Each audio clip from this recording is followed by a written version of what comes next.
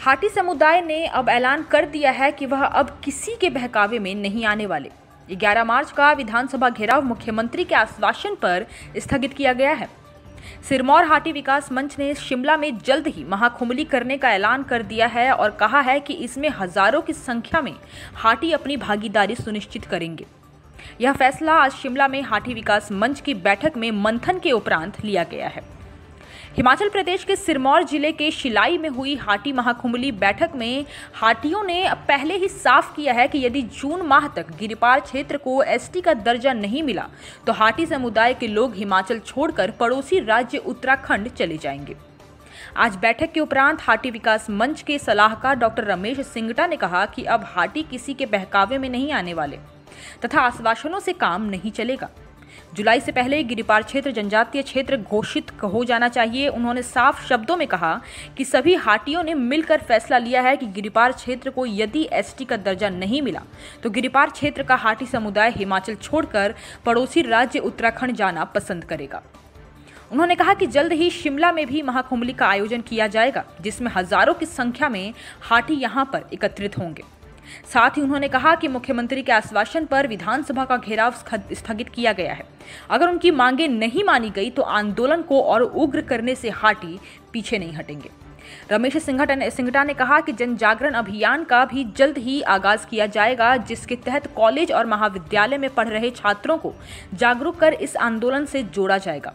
उन्होंने कहा कि सरकार को पहले ही जून माह तक का समय दिया गया है और उनकी मांगे नहीं मानी गई तो आंदोलन को और उग्र होगा।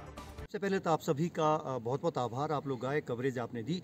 आज बैठक इसी सिलसिले में हुई थी कि महाकुंभली कब होगी। महाकुंभली इसी महीने होगी, लेकिन अभी तारीख मुकर्रर नहीं हुई है। तारीख का ऐलान हम बाद में करेंगे। महाकुंभली शिमला में भी होगी। आपने देखा होगा पहली तारीख को शुरुआत इसकी हुई थी लादी क्षेत्र के रोनहाट से हुई थी 1 जनवरी को।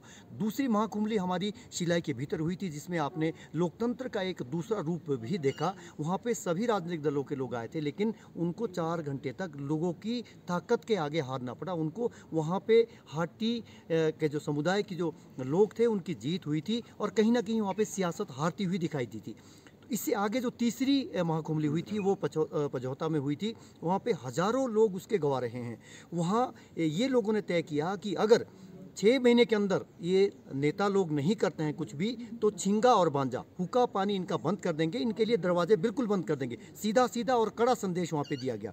उसके बाद 11 तारीख का जो घेराव था हमारा विधानसभा का, उसको स्थगित मुख्यमंत्री के केवल और केवल आश्वासन के बाद ही उसको स्थगित किया है।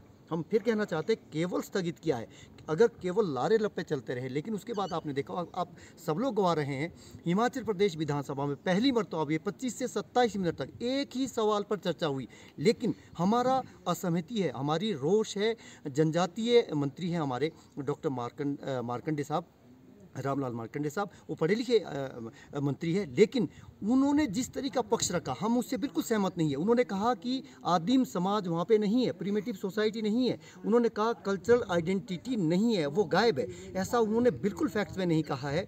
लोकुर कमेटी की जो पैरामीटर है उसका पहला पैरामीटर ही यही है कि अलग सांस्कृतिक पहचान है, जिसके आधार पर, जिसकी पैरवी हम आभारी भी है मुख्यमंत्री के। उन्होंने सदन के भीतर कहा कि हमारे घोषणा पत्र है भाजपा का और इस तरीके से हम इसको केंद्र के साथ उठाएंगे ताकि ये काम हो जाए। उन्होंने उसके बाद केंद्र सरकार से मुलाकात की है, गृह मंत्री है क्योंकि उनके अधीन आरजीआई के पास अभी फाइल है, उन्होंने मुलाकात की। हम उनके भी आभारी हैं। उन्होंने इस मुद्दे को हाटी की गूंज अब दिल्ली में भी सुनाई दी है और हम ये चाहेंगे कि जो धरना हुआ था, हमने प्रस्तावित किया था, उसकी जगह अब हम महाकुंभली करेंगे। ये भी एक मान सम्मान का प्रतीक। हम अपना संस्कृति उसके माध्यम से यहाँ पूरे देश में भी दिखाना चाहेंगे कि किस तरह की हमारी गिरिपार की संस्कृति। उसमें 144 पंचायतों के लोग, 3 लाख लोग जो हमारे गिरिपार है उनमें से ही लोग यहाँ पे आएंगे। तो हम एक भव्य समारोह यहाँ पे करना चाहते हैं।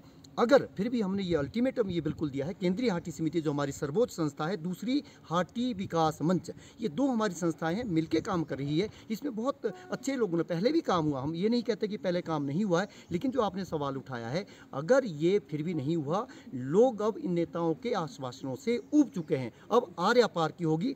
एक केंद्रीय हाटी समिति का ये भी फैसला वहाँ पे तक कुछ नहीं किया, तो हम जुलाई में उत्तराखंड में मिल जाएंगे, मतलब हम हिमाचल छोड़ देंगे। ये इससे बड़ा और कड़ा संदेश कोई हो नहीं सकता। सरकार भी इस बात को गंभीरता से ले रही है और आने वाले समय के अंदर हम बहुत ही सबसे ये भी अपील करना चाहेंगे, चाहे गांव के नंबरदार है, जेलदार है, जिम्मेदार है, पंचायती राज संस्थानों के वार्ड मेंबर से लेकर जिला परिषद तक सब लोग इसमें ये स्वाभिमान की लड़ाई है, जन जागरण हो रहा है।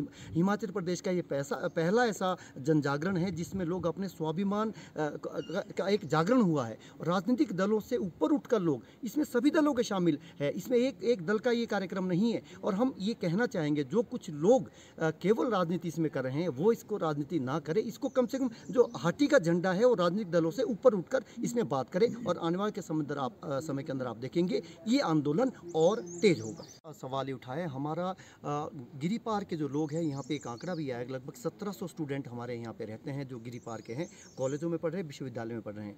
वो उनसे भी एक बड़ी उम्मीद है, ऊर्जावान लोग हैं, जोश और होश ये दोनों से साथ के समन्वय से काम ये चलेगा। वार्ता और आंदोलन दोनों साथ साथ चलेंगे। उसमें हमारी छात्राएं भी हैं, वो भी उनकी भी भागीदारी हम सुनिश्चित करेंगे कि जिस तरीके से जहाँ से तोमर जी आते हैं, आंध्रभोज का जो इलाका है, पोंटा में जो प्रदर्शन हुआ था उसमें महिलाओं ने सबसे बढ़ चढ़कर हिस्सा लिया था। और हम पजौता क्षेत्र की महिलाओं को जो है वो आभार उनका व्यक्त करना चाहते हैं। उन्होंने, वहाँ के महिला मंडल ने पहली मर्तबा महाकुंभली के लिए उन्होंने कंट्रीब्यूट किया।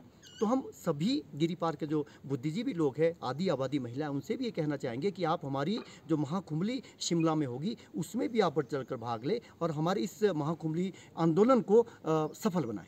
ये हमारा जो हाटी समुदाय के लोग हैं और ख़ासकर जो 144 पंचायतें हैं गिरी सिरमौर की, उनका ये संवैधानिक अधिकार है। ये कोई राजनीतिक पार्टी एहसान नहीं कर रही है इन लोगों पर। अगर उनको ये चीज़ मिलती है, उनका अधिकार मिलता है, तो उनका ये संवैधानिक अधिकार है। क्योंकि जिस तरह से बात हो रही है कि बुनियादी बातें यह है कि जौनसार बाबर जो साथ में पढ़ता है उनको ये सभी सुविधाएं मिलती है और हम उससे वंचित हैं। तो उसके लिए अगर हम आज संघर्ष कर रहे हैं, भले ही ये संघर्ष थोड़ा लेट शुरू हुआ है, इसकी मांग बहुत पहले से होती आई है। लेकिन जो राजनीतिक पार्टियां, चाहे वो कांग्रेस पार्टी या बीजेपी रही हो, उन्होंने इस मामले को सेंटर के सामने इतना जोरदार ढंग से नहीं उठाया जो अभी जयराम सरकार के दौरान दिख रहा है। हालांकि बीरबल सिंह ने इसकी शुरुआत की थी।